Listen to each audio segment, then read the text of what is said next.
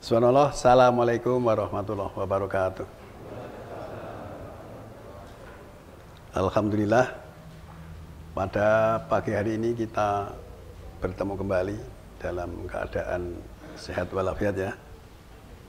Saya ingin melanjutkan kemarin pertemuan sebelumnya, maksud saya.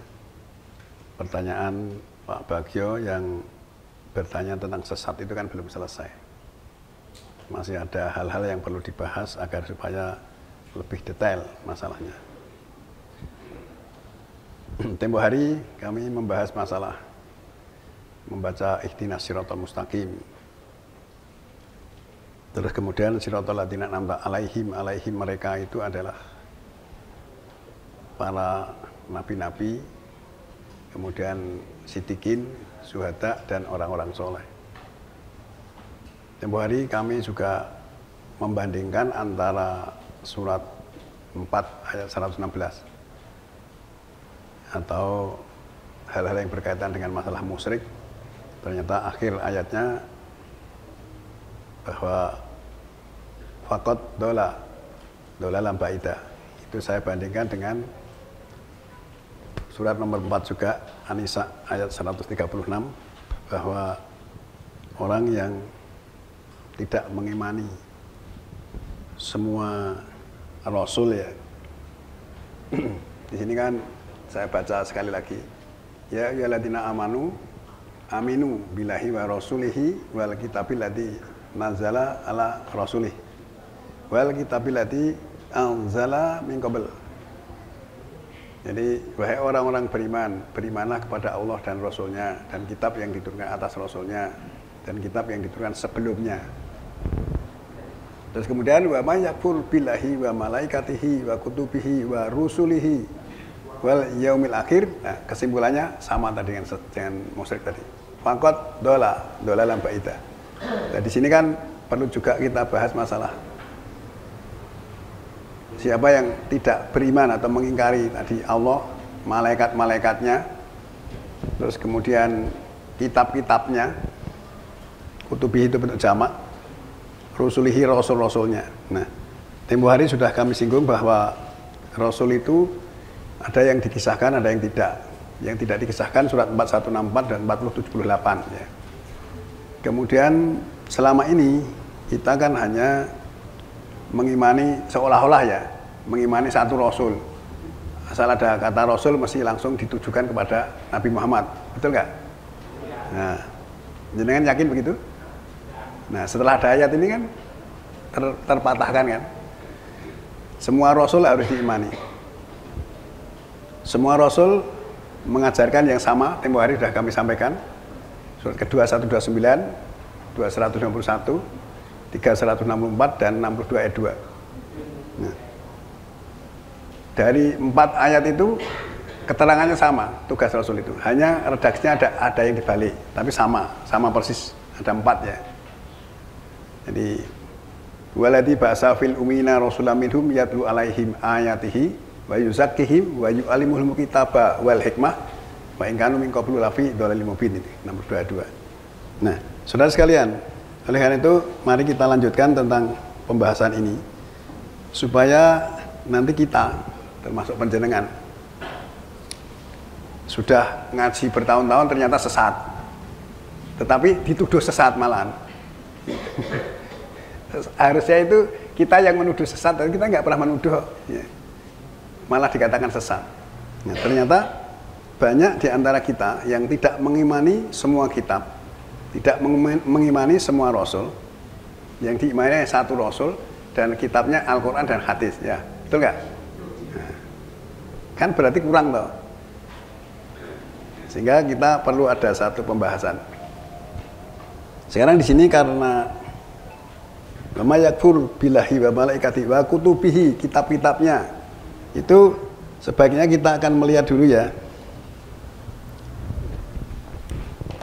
Semua rasul menerima kitab ya. Semua rasul menerima kitab. Kitab ya. Kitab itu bisa bermakna ketetapan. Coba kita lihat surat kedua ayat 213.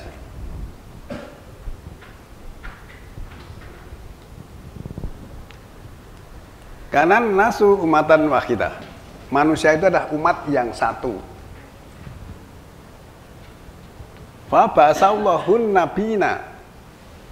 Lalu Allah membangkitkan nabi-nabi, banyak nabi. Untuk apa? Mubasyirin wa mundhirin, untuk memberi kabar gembira dan peringatan. Kemudian wa anzala ma'humul kitaba bil haqqi, dan dia turunkan bersama mereka itu kitab secara hak. Hak itu logis, artinya bisa dipikirkan. Untuk apa? Liyahkuma bainanas fimah talafufi, untuk memberi hukum di antara manusia pada apa-apa yang mereka perselisihkan padanya. Nah, kitab diturunkan itu tujuannya adalah untuk memberi hukum di antara manusia, bukan di antara kaumnya, di antara manusia, semua manusia. Fimah talafufi, pada apa-apa yang mereka perselisihkan padanya. Terus kemudian keterangan berikutnya, wamah talafafihi, tidaklah berselisih padanya, ilal ladina utuhu mim ba'di ma ja'at humul bainat baqiya bainahum. Nah, tidaklah berselisih padanya kecuali setelah didatanginya kitab dengan keterangan-keterangan, terjadi bagian bainahum, kedengkian di antara mereka. Ya. Berarti kitab ini tadi kan sebenarnya untuk menyelesaikan perselisihan. Tapi di sini ada unsur yang perlu diketahui. Setelah didatangi kitab tadi, bukan selesai perselisihannya. Karena apa? Karena terjadi unsur kedengkian. Ya.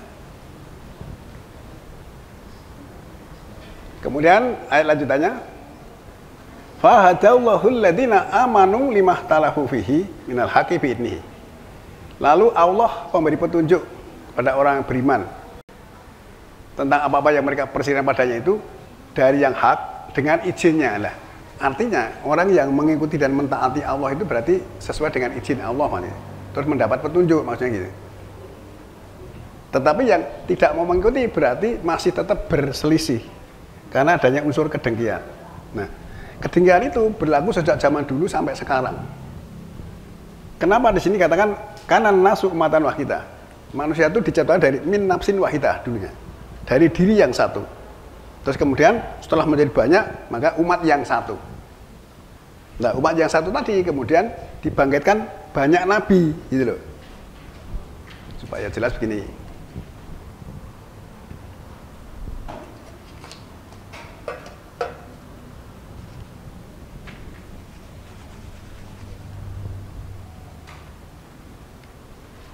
Supaya kita tidak sesat. Ya. Ini Allah. Terus banyak nabi.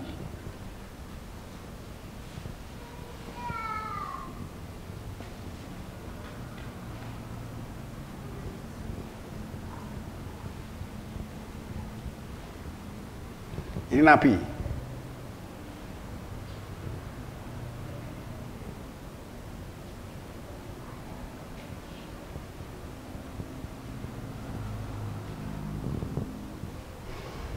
Ini di sini ada kaumnya, masyarakat.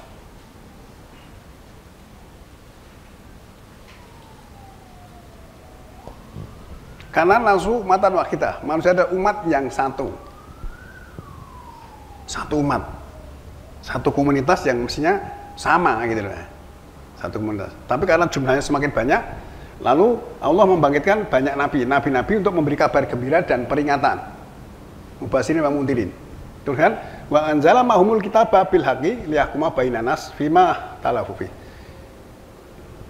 Jadi dia turunkan bersama mereka, bersama nabi-nabi tadi, kitab secara hak untuk memberi hukum di antara manusia tentang apa-apa yang mereka perselisihkan padanya. Berarti sebenarnya sebelum dibangkitkan nabi-nabi itu orang sudah berselisih. Manusia jadi banyak berselisih, terus dibangkitkan nabi-nabi untuk memberi keterangan kepada mereka.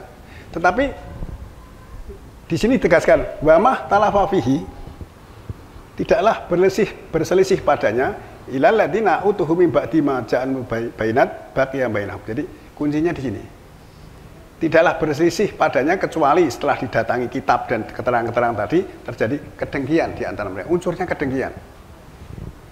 Dari zaman dulu dan seterusnya sampai sekarang masih ada kedengkian. Tambah banyak kan? Karena manusia tambah banyak. Nah, terus kemudian karena kedengkian inilah akhirnya umat Islam manusia pecah-pecah. Ini manusia ya, yang diberi tunjuk manusia. Terus dikerucutkan menjadi manusia Islam, ya pecah-pecah. Saya sering mengatakan ya, kalau seandainya umat Islam itu di seluruh wilayah, di seluruh dunia, seluruh muka bumi bersatu membahas sesuatu masalah sampai selesai, ganti masalah lagi sampai selesai, ganti masalah lagi sampai selesai. Itu tidak ada Pak yang namanya demo, perselisihan, perdebatan, nggak ada. Tetapi kalau yang keliru ya harus mengakui. Maksudnya gitu. Ya. Nah, dengan demikian nabi-nabi ini adalah jumlahnya banyak. Masing-masingnya diberi kitab. Nabi ini diberi kitab.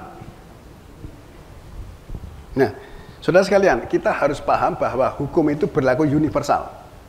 Selama ini kita dikenalkan hukum itu adalah wilayah bumi. Nanti bumi digeret lagi ke Arab Saudi lah. Itu dia nggak ketemu. Ya, Allah itu Rabbul Alamin. Al-Quran juga rahmatan lil alamin. Surat 21, 107.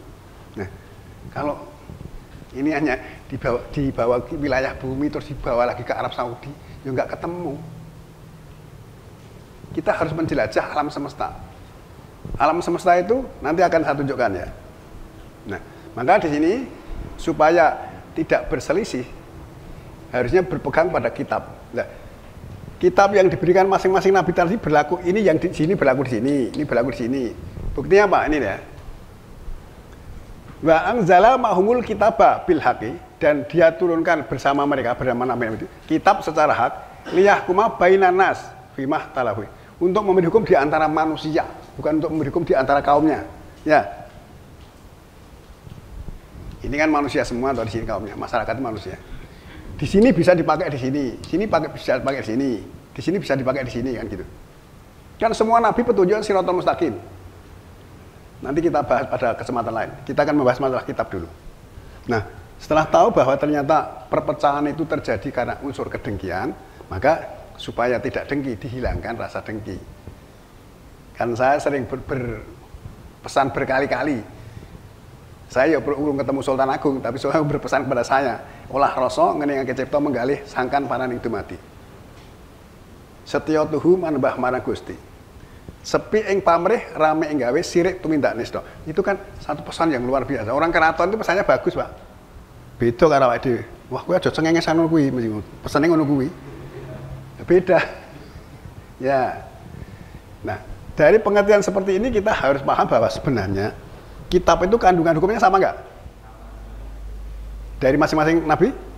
Nah, karena berlaku untuk memberi hukum di antara manusia, bukan untuk kaumnya, bukan.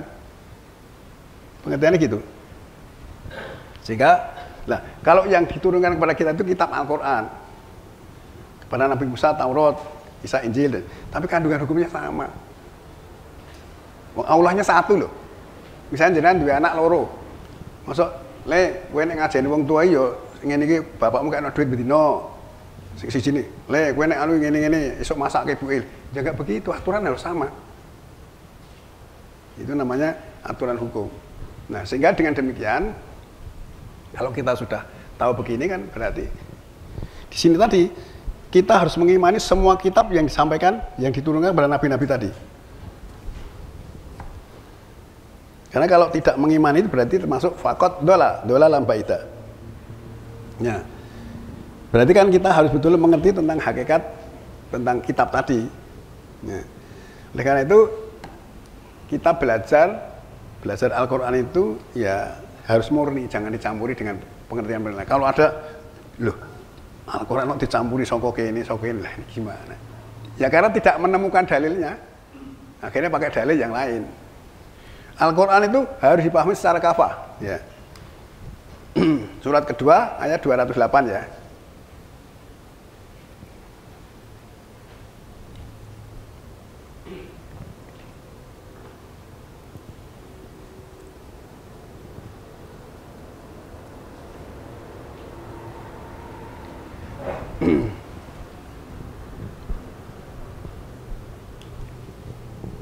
Ya ayyuhalladzina amanu khulu fi silmi kafah wala tatabi'u khutuwatis syaiton innahu lakum aduwwum mubin. Wahai orang-orang beriman, masuklah Islam itu secara totalitas, secara kafah, secara keseluruhan, jangan sepotong-potong. Ayat juga tidak boleh dipotong-potong, harus secara totalitas. Nanti ayat ini diterangkan di sini, ayat ini diterangkan di sini begitu. Secara totalitas. Kemudian wala tatabi'u khutuwatis syaiton, jangan mengikuti langkah-langkah setan. Setan itu adalah musuh yang nyata bagi kamu. Loh, musuh nyatanya berarti setan konkret, bisa dilihat. Setan apa? Nah, lah kita penjenengan itu pada suatu ketika bisa jadi setan. Loh, selama ini setan kan dianggap wah setan itu makhluk halus, terus bisa mengalir di darah. Jangan pernah dengar gitu? Pertanyaannya.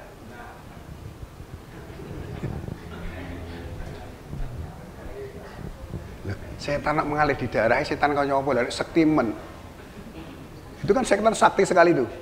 Ya, setan. Ini sering kita ulang-ulang biar jangan keliru. Loh, ada tokoh yang ngomong setan yang ngerti kok. Wah, gue enak setan yang ngomong 6:112 ya. Surat 6:112. Wa kadzalika ja'alna likulli nabiyyin adwa sayatinal insi wal jinni yuhi ba'duhum ila ba'din yuhrufal qauli ghurura. Seperti itulah kami jadikan setiap nabi itu musuh. Loh, nabi kok ada musuhnya ya? Musuhnya siapa? Sayatinal insi wal jinni, setan-setan dari jenis manusia dan jin. Nah, setan jin untuk kalangan jin, setan manusia untuk kalangan manusia. Maka kita karena manusia ya setannya setan manusia, maksudnya gitu. Terus kemudian yuhi ba'duhum ila ba'din yuhrufal qauli ghurura, mewahyukan bahasanya ini. Walaupun mungkin penerjemah membisikkan, tapi kalau bunyinya ya yuhi, mewahyukan.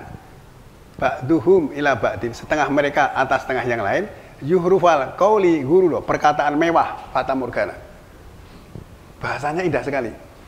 Jadi setan itu membisikkan setengah mereka, mewahyukan ya, setengah mereka setengah lain, perkataan mewah, fata morgana. Walau sa'a rabbuka ma fa'aluh. Nah, kalau Allah Tuhanmu menghendaki tidak akan melakukan begitu. Wadarum apa berpalinglah dari mereka. Atau biarkanlah mereka. Namanya tahu apa-apa yang mereka ada-adakan itu. Nah, berarti setan itu sukanya mengada-ada. Tetapi setan manusia menggoda manusia. Tetapi dia musuh para nabi, artinya apa? Nabi itu menyampaikan ayat-ayat. Ya. Karena nabi menyampaikan ayat-ayat, setan manusia adalah setan yang menolak ayat-ayat. Ya. Selama ini kan dikatakan, wah, kowe nek guru Al-Qur'an tok ingkar sunnah jadi. Ya. Mas Ferry kemarin tanya begitu loh. Di dalam Al-Qur'an tidak ada istilah sunnah Rasul, itu tidak ada, adanya sunnah Allah. Silahkan cari, nggak ada sunnah Rasul, nggak ada, sunnah Allah adanya. Tempo hari, kalau pengen tahu tentang sunnah tadi, nanti lihat keterangan kami yang sudah kami share sebelumnya, kedudukan hadis menurut pandangan Al-Quran. Itu detail sekali itu, ya, tentang sunnah. Nah selama ini kan, wah, ingkar sunnah. Nah, saya ngomong ingkar sunnah, ingkar ayat atas ini.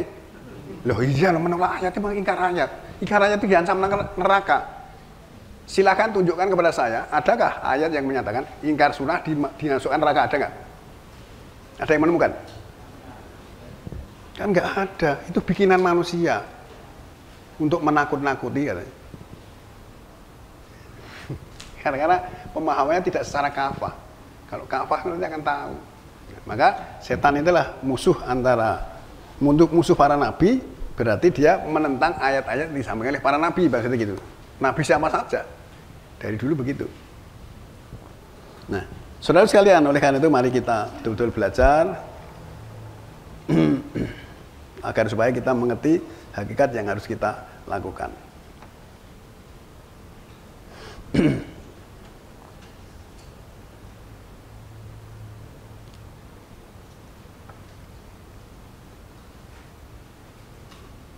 Coba kita lihat lagi surat nomor 42 ayat 13. Ini kan tadi kan 2.213 ya.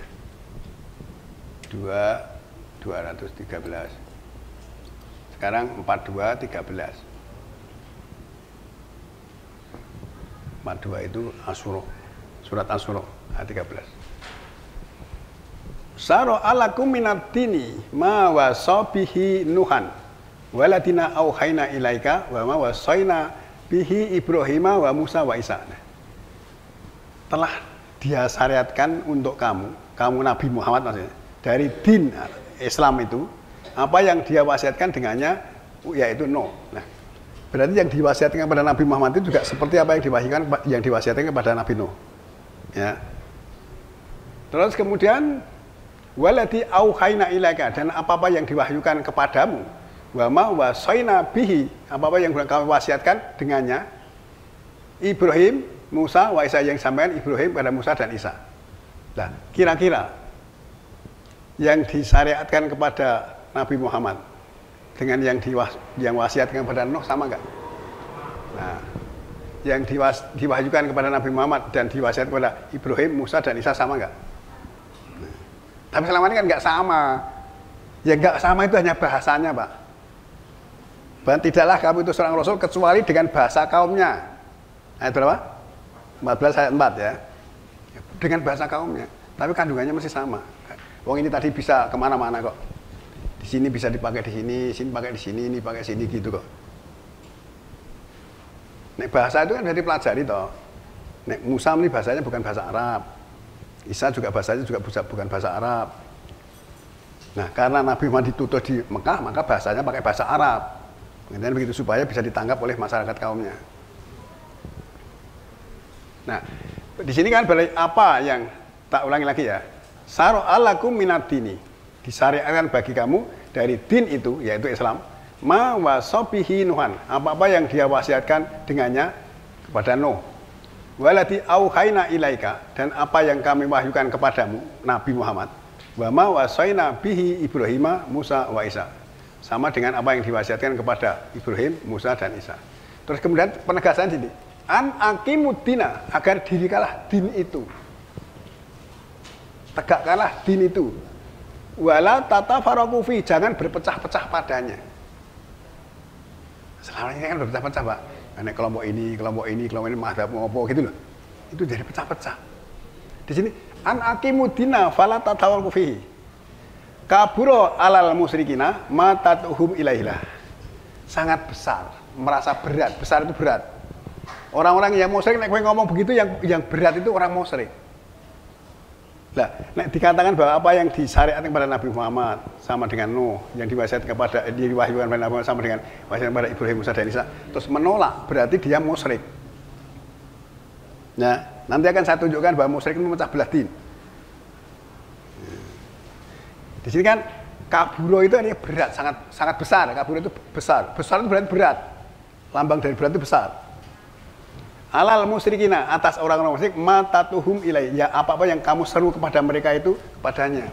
Nek menyuruh ngono kuwi, wah Ibrahim, Musa, Isa, Muhammad, Nuh sama. Enggak bisa itu. Nah, wis dicegati ayat ini. Ya. Allahu yajtabi ilaihi mayasa.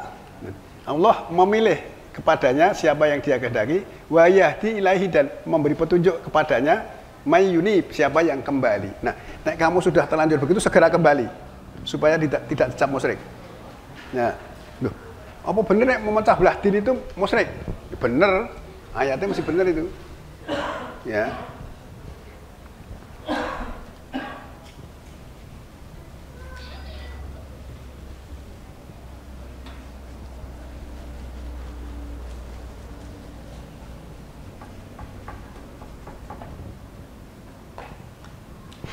Ini kan tadi kan nek memecah belah din.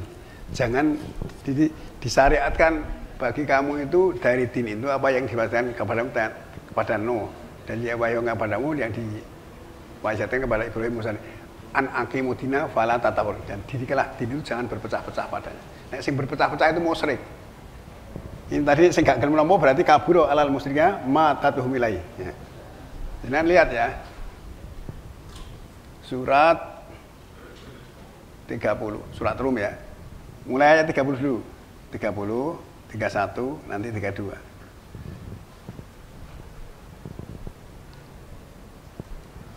Fa'akim wajhaka lid-dini hanifa. Dirikanlah wajahmu untuk din itu sesempurnanya.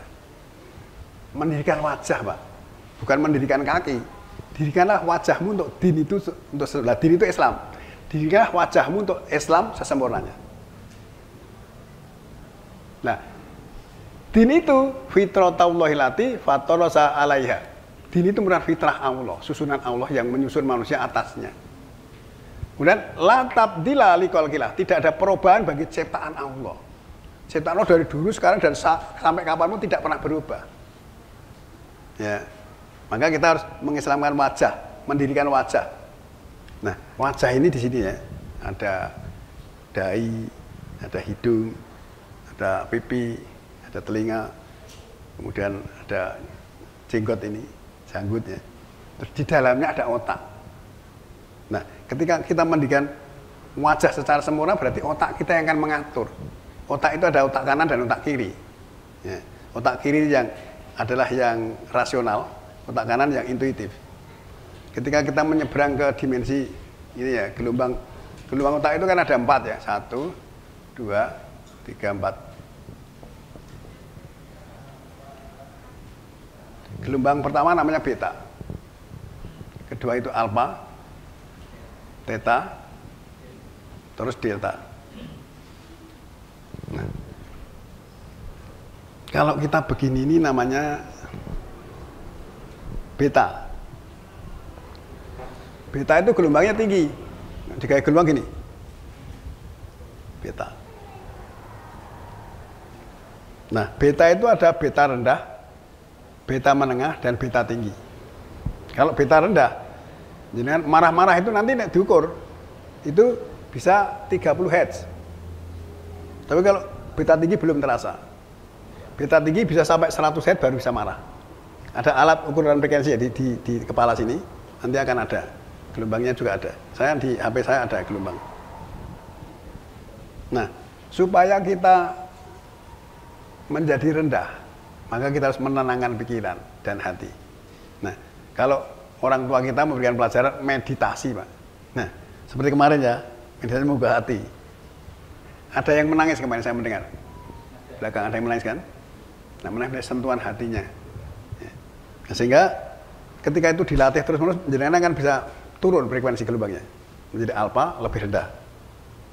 Terus turun lagi menjadi theta. Nah, kalau penjenengan minimal setiap hari pada gelombang alpha, jenengan berdoa itu karo ngantuknya berhasil. Karena memang theta itu kan podo karo ngantuk toh. Seperti orang tidur masih mimpi itu theta. Tetapi tidak tidur sebenarnya. Tapi hatinya tenang.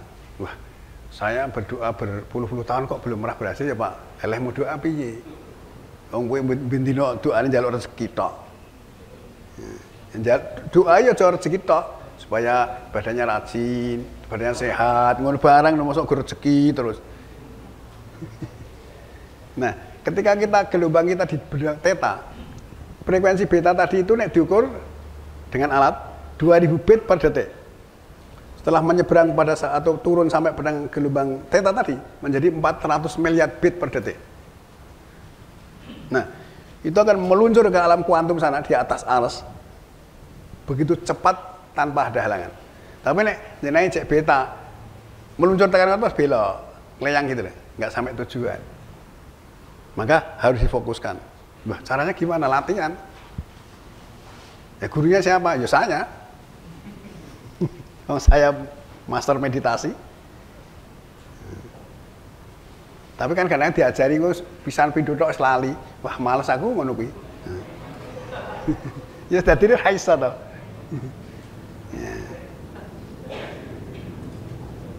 Jadi begini. Kita itu sebagai mikrokosmos, alam semesta sebagai makrokosmos. Antara mikro dan makro itu harus diselaraskan. Ketika terjadi penyelarasan, sesuatu yang luar biasa akan terjadi. Nah, maka penjenengan pernah mendengar keajaiban. Apa itu keajaiban? Definisinya piye? Keajaiban adalah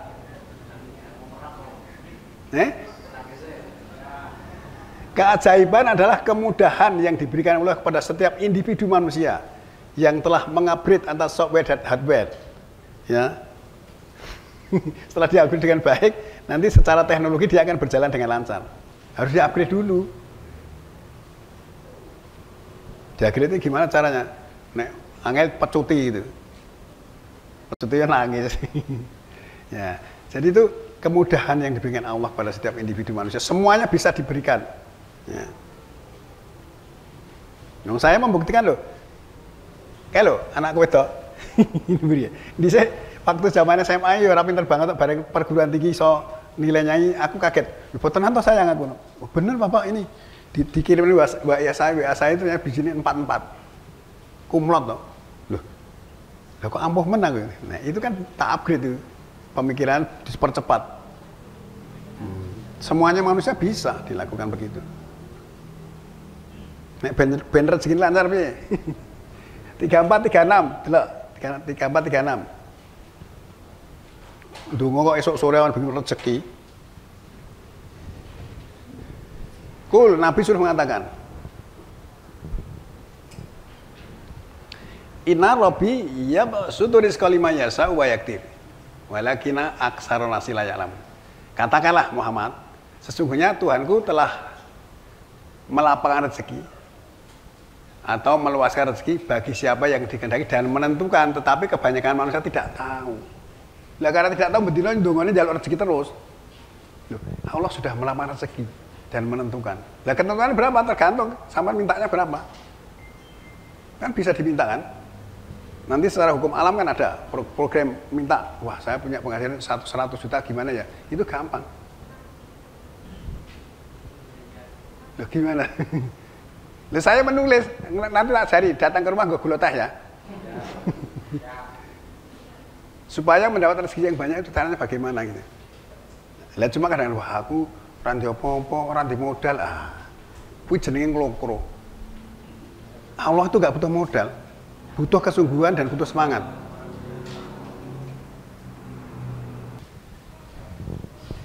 Ya, ini berarti rezeki sudah dilapangkan oleh Allah. Aja ndonga kok esuk sore ya Allah lapangkanlah rezeki saya. Sama nek jarene salat apa? Duha ya.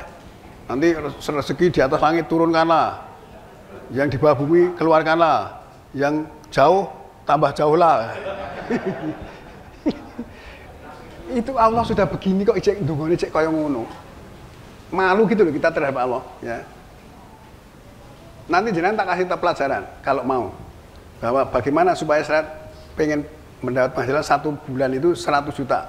Wah, saya belum punya pekerjaan, nggak penting. Nggak penting. Tapi itu dilakukan dengan sungguh-sungguh dan harus diyakini dan percaya bahwa Allah itu Maha Kuasa. Gitu pengertiannya.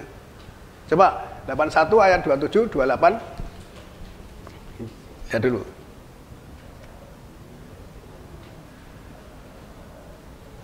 Kelas 9. In huwa illa dzikrul lil alamin. Sesungguhnya dia Al-Qur'an adalah pemikiran untuk seluruh manusia. Liman sa'aminkum ayastakim. Siapa yang berkehendak dari kamu adalah istiqomah.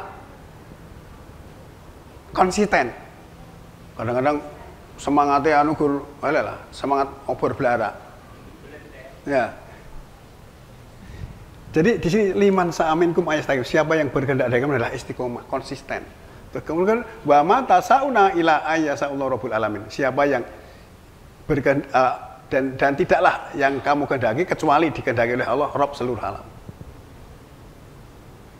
Jadi apa sih mbok karepe Allah itu paham. Tapi harus sungguh-sungguh gitu loh.